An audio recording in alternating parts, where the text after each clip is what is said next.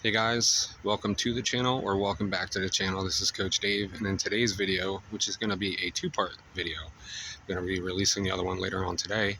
It's going to be something that a viewer reached out in one of my previous videos and asked a question and basically thanked me for putting information out there for how an avoidant is supposed to move on and heal and start doing the work to get to a place that they're not like that anymore and can become a secure attachment style or just in general a better overall person. And I really appreciated that because not only did it give me another idea, but it let me know that they, like me, have seen that most coaches 9 times out of 10 will say, what? You got to go to therapy and get help. Well, that doesn't really solve anything for them. That doesn't give them anything to go off of. They're already afraid and avoiding everything as it is, right? So just telling them to go do something, where's the willpower for them? Where's the motivation? Where's the support and the love, okay? That's something they didn't get as a kid, which is half the problem and the reason why they are the way they are. So these videos are going to be how to do that. And I'm one of the people that should know exactly how to do that because, as I said in a couple videos back, I was borderline in between dismissive and fearful avoidant with an attachment style of being anxious. And that was from my upbringing and things that I went through. And it took me a long time. I'm 42 years old now, and I'm finally in a place of being secure attachment style. And I just have like a hint here and there, but it's something that's always going to be a work in progress. Like they always say, the biggest thing is this is a marathon, it's not a race. And it does take time and it does take effort and it sucks. It's a whole different level of suck. But if you want to change, if you're tired of being the way you are, if you're tired of having failed relationship after failed relationship and staying stuck in these horrible patterns, and you really want to own up, or something happened that made you open your eyes, whatever it is, whatever the case may be, this is going to help you. I really hope it does. And this isn't an attack on anybody that's an avoidant. It is going to be tough love. It's not going to be sugar coated because that's something that you don't need. You don't need somebody to coddle you because you end up taking advantage of that. And it's time to draw the line in the sand and stop doing it. So this is not one of those videos where it's an excuse for their behavior. This is to actually offer people some help that are avoidants. So if you have gotten to the point where you own up and realize, hey, you know what? This sounds like me. You know, somebody talked to me. It could be like a friend. It could be anybody. It's more than likely going to be somebody that you were with that brought this to your awareness finally. You need to, preferably, I'm not telling you to break up if you're with somebody, but you need to, in the highest regard, like it would be best if you were single. And don't do this cop-out thing where you tell somebody, oh, I need to be single to work on me, and then you never talk to them again because you're too worried about them knowing about you, and you plan on changing, or you have no plan on changing, and then you meet somebody else and then you give the excuse, oh well, this person thinks I'm amazing, my ex is crazy, I don't need to change, and you just don't do it because it's probably going to happen. But if you're with somebody, you need to be upfront and honest with them, and you tell them and you work with them and you show them the love and support that they're giving you, and you take the steps. It's baby steps. It's going to be one thing after another. You don't just drop it all on yourself at once. It takes a lot to relearn all these things, okay? So look at somebody who is no longer a smoker, right? First thing they want to do when they wake up, have a cigarette. After every meal, have a cigarette. After sexual relations, have a cigarette. Something cool and exciting is going on, they want a cigarette. They're having coffee or a beer, they want a cigarette. You know what I mean? When they quit, they know what they're doing, but they're so used to it and it's routine that their head is kind of like discombobulated. And you will mess up and be like, out of order, so to speak. So just like that, you're going to be just like that with this, because you're going to have to relearn everything. You're going to have to start feeling everything, and you're going to have to allow yourself to start feeling everything. And it's going to be overwhelming and it's going to be hard, but you need to be harder. You need to sit with this stuff. You need to rationalize. You need to think about it. You need to do the inner work. You need to know what you messed up on. You need to own that. You need to fix it. You need to heal. You need to work on it. You need to communicate. You need to talk to yourself. You need to write stuff down. You have to do this work. Now, I know a lot of people are going to say, oh, well, I don't want to go to a therapist, or I don't have money or anything like that. And you know what? Yeah, a psychotherapist is expensive.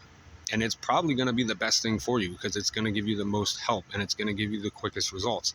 However, I didn't do that. I did all the inner work myself. And like I said in a couple videos back, like it took me about 2 years to get to a place where like I really healed and started to learn everything.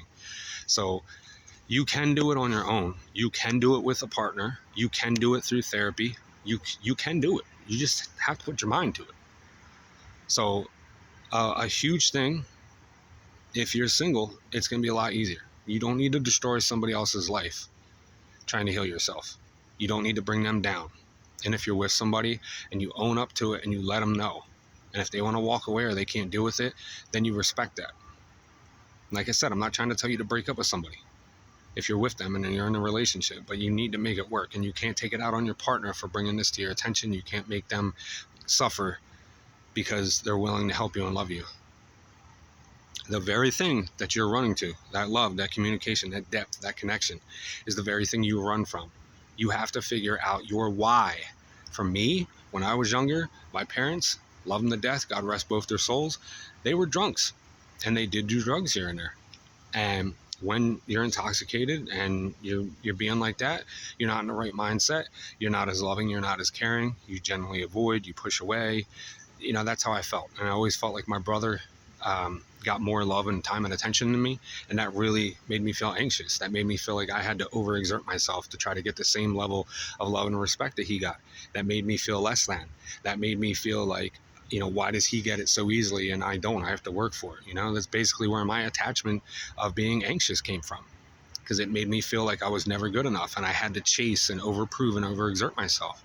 And then, my dad, old school guy, like tough love, just didn't really talk about feelings. That really showed me how I avoid things. Like that was I dismiss everything and I avoid. We don't talk about feelings type thought. And then my fearfulness, that came from a place probably, more likely on my mom's side, just from, her, in my opinion, giving more of a crap about my brother and me. It always felt and seemed like. And you start getting this complex and you start talking to yourself. Not like you need to be in a padded room or anything, but like you're subconsciously talking to yourself all the time. And then you put yourself in situations and scenarios. You start mapping out like, oh, this person's saying something about me, and you start believing it. You start thinking things are going on that aren't happening. You have anxiety. You're riddled with it. And it's making your nervous system crazy. You're always overthinking, overanalyzing, and you wrap that all up into a ball, and it's just not fun. So figure out what your why is so that you can figure out how to fix it. You have to sit in that pain. Now, this means if you do it yourself or you talk to your family, you figure it out. You think back to your childhood and you keep thinking back to your childhood. It's not always going to come like that, but you think back, you sit in these moments, did your mom run around on your dad? Did your dad run around on your mom? Were they drunks? Did they push you away? Did they split? Did they come and go? Any of that stuff is going to have an effect on you. And just getting your basic needs met, like food, roof over your head, and clothing on your back, isn't just, that's like bare minimum common sense love. You know what I mean? That's just the surface level from your parents. But if they weren't like nurturing and there and able to talk to and different things like that, like girls usually bond more with their dad and boys usually bond more with their mom, all that stuff plays a role. You have to figure that out. Like, I can't figure that out for you.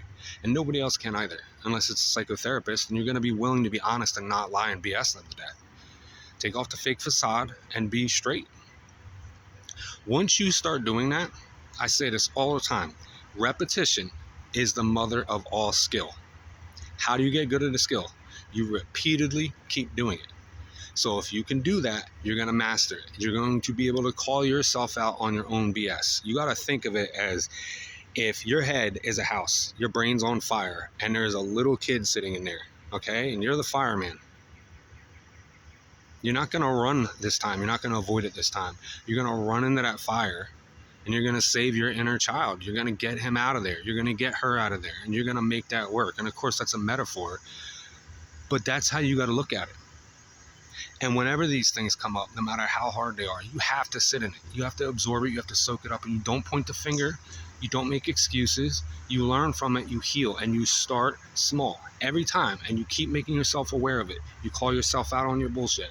You keep sitting there and you remember these things, and you fix it as you go.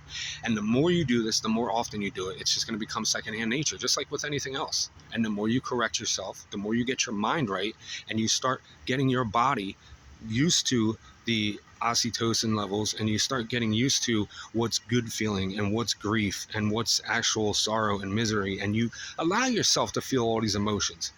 Communicate, sit in it. It's going to feel foreign to you, but it's going to be what you need so that you can finally heal and get what you want. You don't want a toxic relationship. You don't want to keep hurting people. You don't want to keep saying, oh, we're just not compatible.